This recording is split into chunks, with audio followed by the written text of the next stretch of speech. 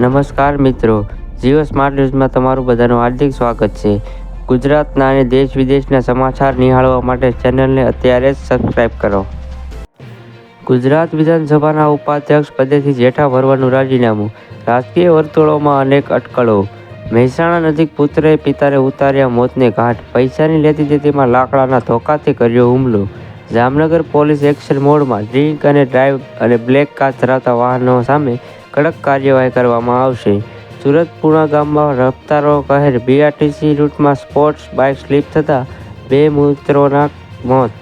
ડાકોરમાં જર્જરિત મકાન ઉતારતી વેળાએ દિવાલ ધસી પડતા યુવાનનું મોત નીપજ્યું. કચ્છમાં રાપર 4.6ની તીવ્રતાએ ભૂકંપ, લોકો વહેલી સવારે ફફડ્યા. 2001ની યાદો તાજી થઈ.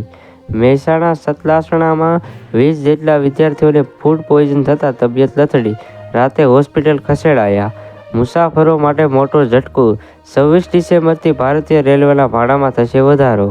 ઓનલાઈન ખરીદી કરતા અગાઉ ચેતજો, 3 વર્ષમાં 1.75 લાખથી વધુ ફરિયાદ નોંધાવવામાં આવી. મહારાષ્ટ્રના થાણેના સરકારી શાળામાં 10મા ધોરણની વિદ્યાર્થિનીએ ગળે ફાંસો ખાઈ આત્મહત્યા કરી. કર્ણાટકમાં ટ્રક સાથે બસ અથડાતા આગ ફાટી નીકળી, સળગી જતા 9ના મોત નીપજ્યા.